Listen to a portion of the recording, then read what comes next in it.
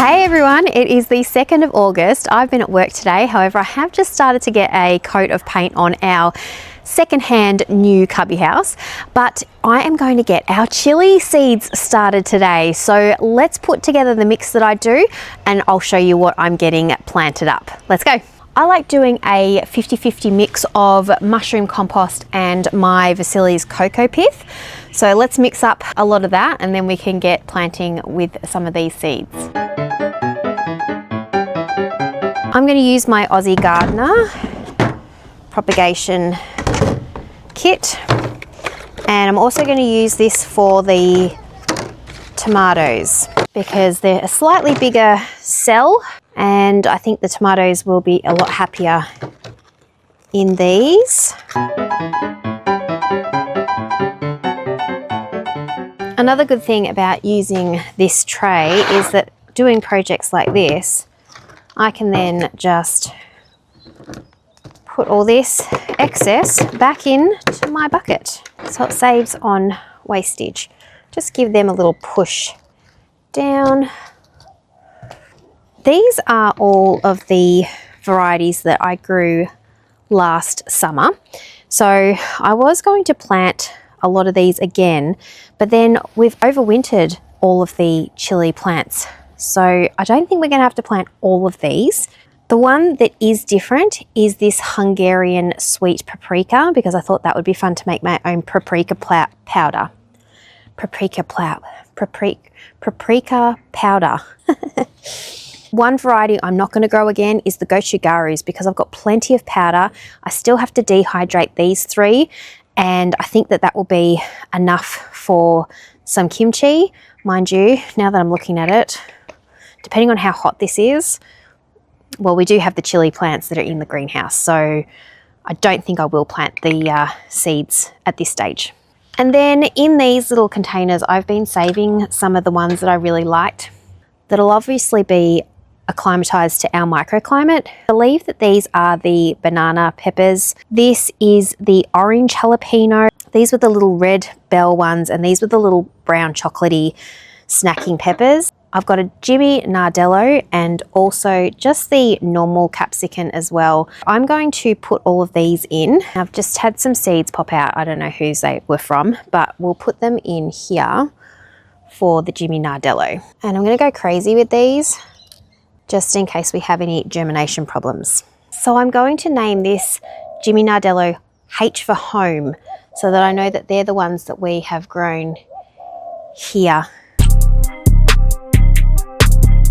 Now let's do the Hungarian sweet paprikas. Now we did actually have one of these sweet choc chilies plants, which I am overwintering. I'm going to do a couple, and I'll tell you why. Is because if we have any problems with the one that we've got, at least we've got a backup. The next one I'm going to do is the Sugar Rush Peach, and I didn't have any of these germinate last year, so I reckon these might be dud seeds. So I'm going to put them all in, and then if they don't germinate, I have got time to go and buy some more. Same with these ones. These are the tiny little chilies that are apparently the most expensive in the world because of how small they are. I'm going to throw all these in, and if none of them germinate, then I've got time to get some more. I actually think that's all I'm going to plant at this stage. Then this gives me 3 extra cells to be able to do the tomatoes in a couple of weeks. So let's top these up with some vermiculite.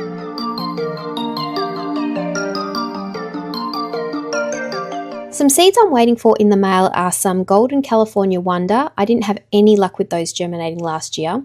We used to have an amazing Bishop's Crown plant, and they were actually one of my most favourite chilies. I'm thinking of getting some Anaheim and maybe some Serranos as well, as I see a lot of the American gardeners using those. Definitely some Fresnos. They are like a jalapeno but with a more smokier undertone. Some Shahitos, which are a Japanese variety. And I've been trying to get my hands on some purple capsicums and not having much luck being able to get any that are in stock at the moment.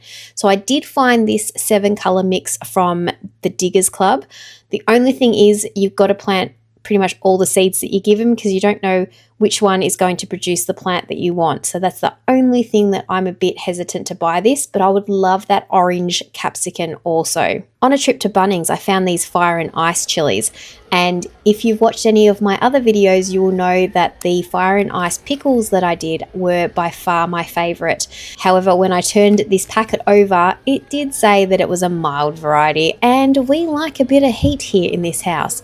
So I put them back, and as pretty as they are, I'll just leave them for now. So I did a little experiment, because you know when you get chili flakes from the shops and they're red, I collected a whole heap of the purple chilies to see if we could perhaps make some purple chili flakes. So the first thing I did was actually try dehydrating them, and this was the result.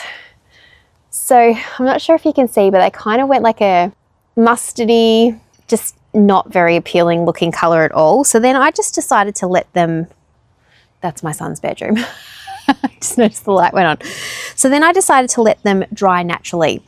And I'll give you a couple of examples of the ones that did actually dry in their purple color, but I found that most of them actually went back to the red, that obviously they are the base color for the purple chili. So I'm not going to be able to make a heap of chili flakes out of the purple color, because I've definitely got more red ones than purple ones, but you know what, let's go whiz them up now. Why not? We'll see what it looks like.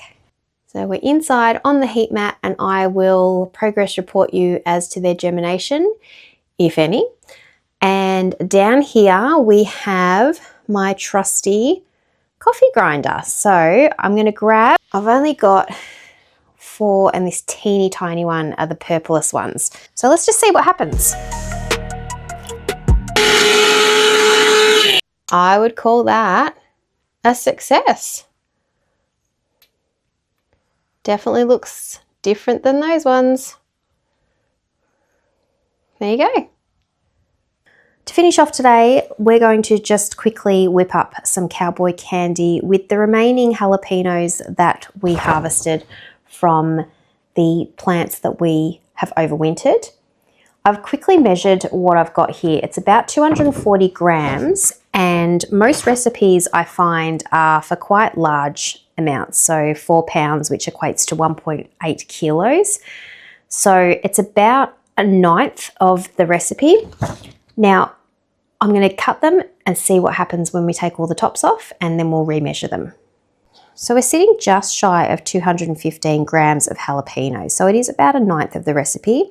I am going to make slightly more of the liquid portion, just because it is lovely to use as a marinade for chicken. The other thing I forgot to mention is traditionally Cowboy Candy is made in these rounds. I'm actually going to chop mine up quite finely today, because I find it's a lot easier to use on crackers and just putting on burgers to add a little bit of heat and some sweetness. So instead of doing these rounds, I'm then going to come along and completely chop these up to make them a little bit finer.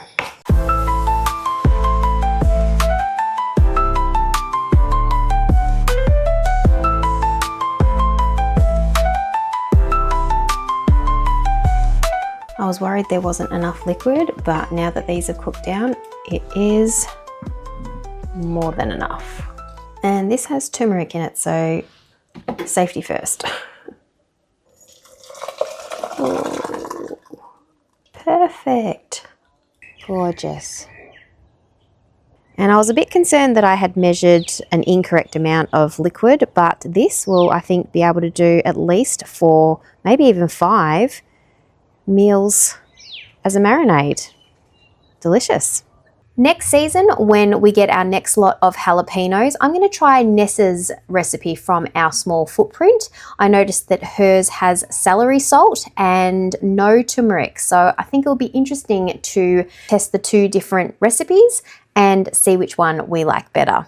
I'm going to harvest this cauliflower and try pickled florets for the very first time. Thanks so much for spending the last few minutes with me. You have the most amazing day ahead, and I'll see you in the next one.